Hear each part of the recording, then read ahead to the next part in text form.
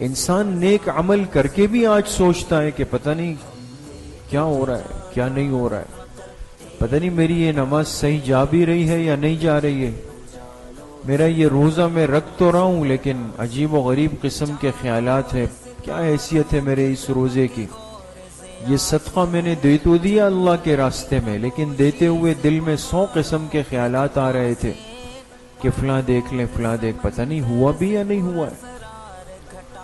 تو نیک اعمال کے اندر خیالات اور وساوس کا ایک ہجوم آج ہم پر مسلط ہے،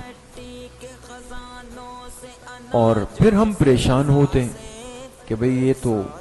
قبول ہے نہیں ہے، کیا ہوگا اس کا، کیا بنے گا اس کا۔ اس لیے حدیث پاک میں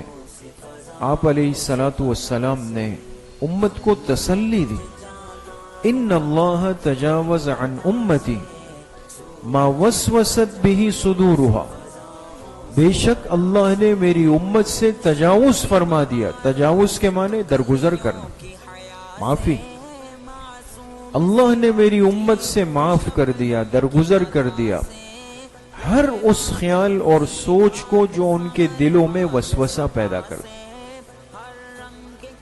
وسوسے پر اللہ کی کوئی پکڑ نہیں، چاہے وہ وسوسہ نماز میں آئے، چاہے وہ تلاوت میں آئے، چاہے وہ ذکر میں آئے، چاہے وہ جہاد میں آئے، چاہے وہ دعوت و تبلیغ میں آئے، چاہے وہ اعتکاف میں آئے، چاہے حج عمرے کا احرام پہن کر آئے، لیکن وسوسے کی حد تک ایک خیال ہے جو اندر تنگ کر رہا ہے، پریشان کر رہا ہے،